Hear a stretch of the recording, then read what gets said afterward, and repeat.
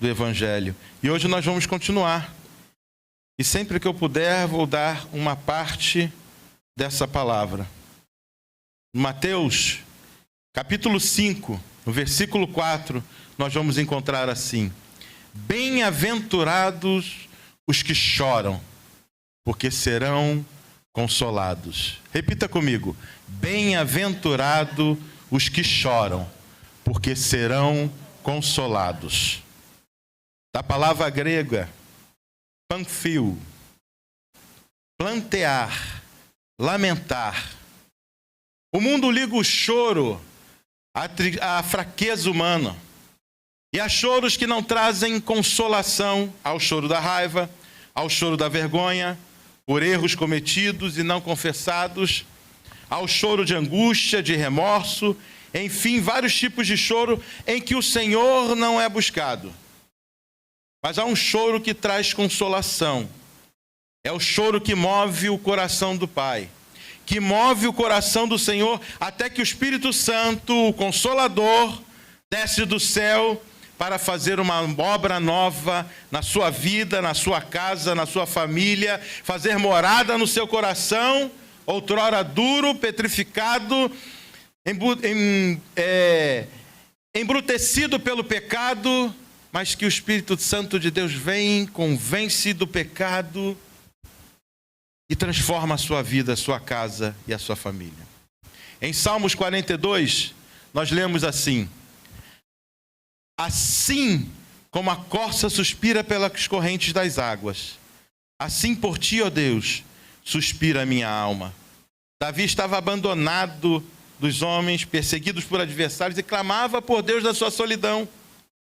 Ele vai dizendo: a minha alma tem sede de Deus, do Deus vivo. Quando irei e me apresentarei diante da face de Deus? Ele diz: as minhas lágrimas têm sido meu alimento de dia e de noite, enquanto me dizem continuamente: e o seu Deus aonde está? As lágrimas de Davi, o quebrantamento do seu coração, eram que alimentavam diante do Senhor. Em Hebreus 12, 17, nós lemos assim: o autor escrevendo sobre Esaú, ele nos diz: vocês sabem também que posteriormente, querendo herdar a bênção, foi rejeitado, pois não achou lugar de arrependimento, embora com lágrimas o tivesse buscado. Esaú havia vendido a sua primogenitura para o seu irmão por um prato de lentilha. E logo depois ele foi buscar a sua bênção.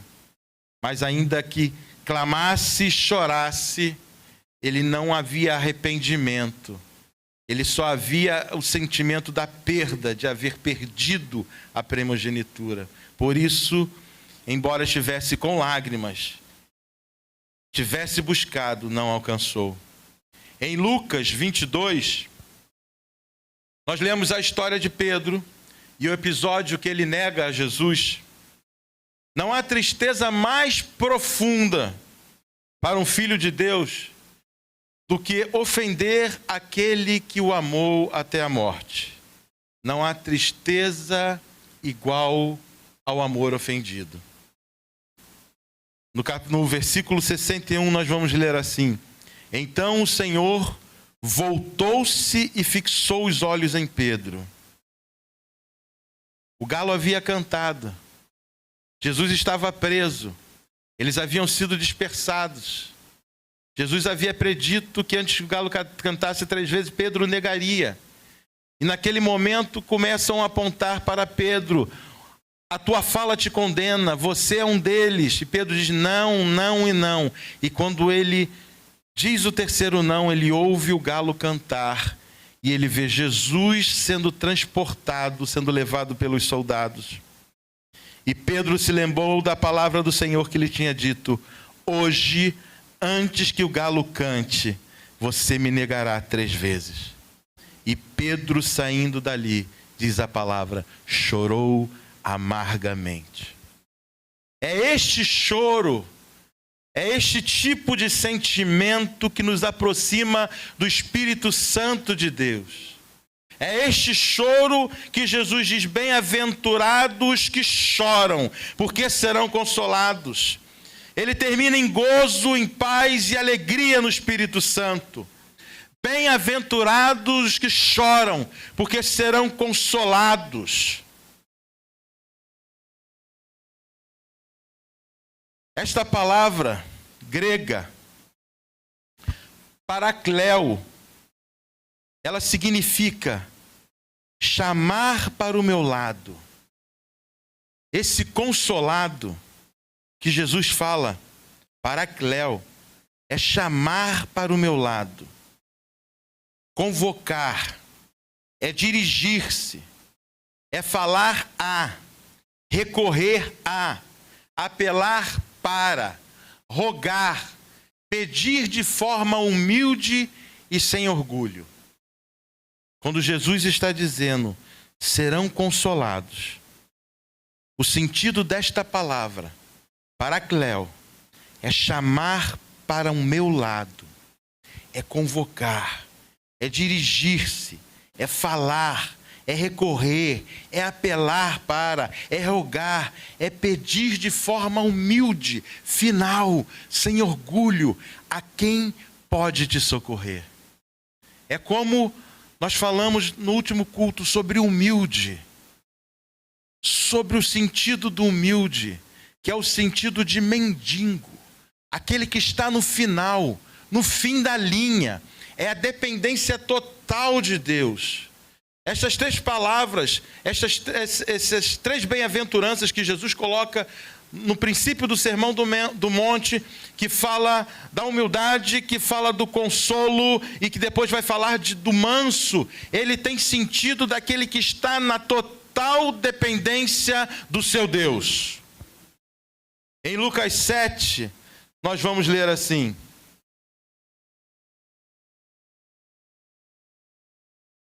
é a história da mulher pecadora. E nós lemos assim a partir do versículo 37, que nos diz assim: e eis que uma mulher da cidade, pecadora, sabendo que ele estava jantando na casa do fariseu, foi até lá, com um frasco feito de alabastro, cheio de perfume. E estando por detrás aos pés de Jesus, chorando, molhava-os com as suas lágrimas e os enxugava com os próprios cabelos. Ela beijava os pés de Jesus e os ungia com perfume. Ao ver isto, o fariseu que havia convidado disse consigo mesmo: se este fosse profeta, bem saberia que tipo de mulher é esta que está tocando nele, porque é uma pecadora. Jesus se dirigiu ao fariseu e lhe disse: Simão, tenho uma coisa para lhe dizer. Pausa. Por que o Simão diz isso?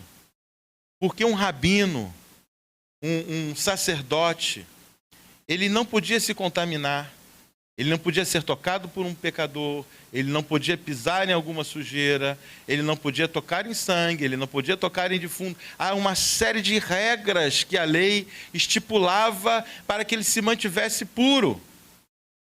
Por isso Simão diz: se ele soubesse quem é essa mulher, ele não permitiria que ela tocasse nele.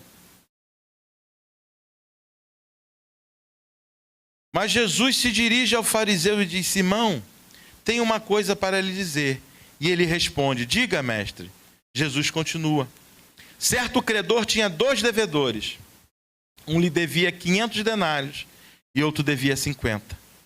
E como eles não tinham com o que pagar, o credor perdoou a dívida de ambos. Qual deles, portanto, o amará mais? Pergunta Jesus. E Simão responde: penso que é aquele quem mais perdoou. E Jesus disse: você julgou bem. E voltando para a mulher, disse a Simão: você está vendo essa mulher? Quando entrei aqui em sua casa, você não me ofereceu água para lavar os pés. Esta, porém, molhou os meus pés com lágrimas e enxugou com os seus cabelos. Você não me recebeu com um beijo na face. Ela, porém, desde que entrei, não deixou de me beijar os pés. Você não ungiu a minha cabeça com óleo, mas esta com perfume ungiu os meus pés.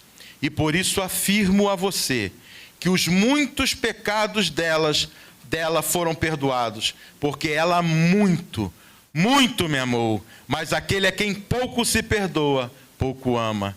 Então Jesus disse à mulher: os seus pecados estão perdoados. É esse tipo de choro, é esse tipo de lágrima que movimenta os céus, que movimenta o Espírito Santo de Deus na nossa vida. Em 1 Samuel 1:8, nós vamos ler assim, é a história de Ana, quando ela vai ao templo. Então Eucana, seu marido, lhe disse: Ana, por que você está chorando? E por que não quer comer? E por que está tão triste? Será que eu não sou melhor para você do que 10 filhos? Ana clamava ao Senhor por um filho, ela tinha uma tristeza tamanha por não poder ter dado um filho a Eucana. E certa vez, após terem comido e bebido em Siló, Ana se levantou. Quando o sacerdote Eli estava sentado na sua cadeira, junto ao pilar do templo do Senhor. E Ana, com a amargura da alma, orou ao Senhor e chorou muito, ao ponto de Eli achar que Ana estava bêbada, porque ela se tremia. Tal era o choro que ela se derramava diante do Senhor. Mas naquele momento Ana foi consolada, e Deus pôs no seu interior o novo dele.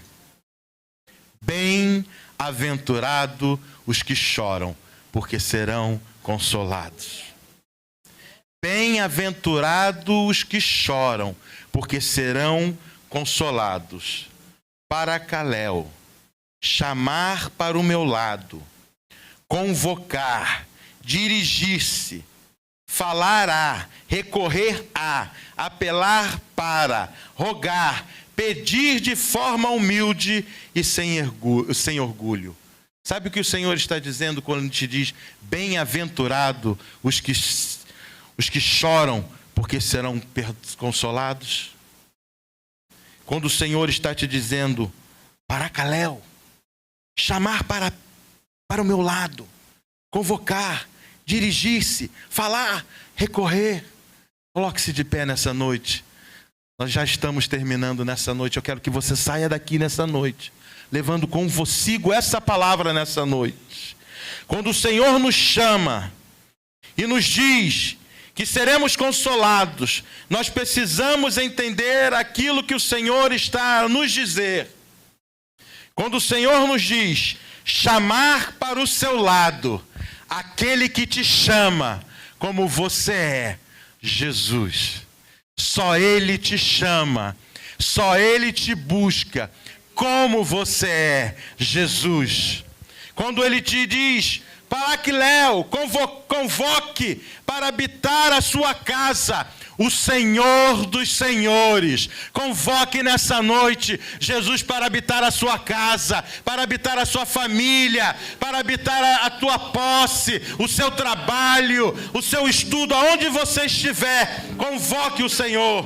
Quando o Senhor te diz Paracaléu, Ele está dizendo: dirija-se àquele que tudo pode solucionar os teus problemas. Dirija-se para Jesus. Quando Ele te diz Paracaléu, Ele está dizendo: fale para. Quando Ele te diz Paracaléu, Ele está dizendo: recorra a quem pode ser. Quando Ele te diz Paracaléu, apele para. Quando Ele te diz Paracaléu, Ele está dizendo: rogue a. Quando Ele te diz Paracaléu, você será consolado. Ele está dizendo: reconstrua-se, destrua-se diante de Deus, desconstrua-se diante dEle. Sabe por quê? Permita-se viver. Permita-se viver o novo de Deus. 2020 ainda não acabou. 2020 ainda não terminou. 2020 é o ano novo de Deus na sua casa, na sua família, na sua vida. Em o nome de Jesus, tome posse nessa noite do novo de Deus, na sua mente, no seu coração, na sua vida, na sua família. Em o nome de Jesus, tome posse nessa noite. Leve para casa essa palavra, leve este consolo na sua vida, o Paracléu de Deus. Bem-aventurados, felizes os que choram, porque serão consolados. Aleluia. Deus te abençoe. Deus abençoe a sua casa. Deus abençoe a sua família. Em o nome de Jesus. Em o nome de Jesus. Declare essa bênção sobre a sua casa, sobre a sua família. Barreiras vão cair. Portas serão abertas. A vitória vai chegar. Laços serão cortados. Porque o nosso Deus é Deus fiel. Aleluia.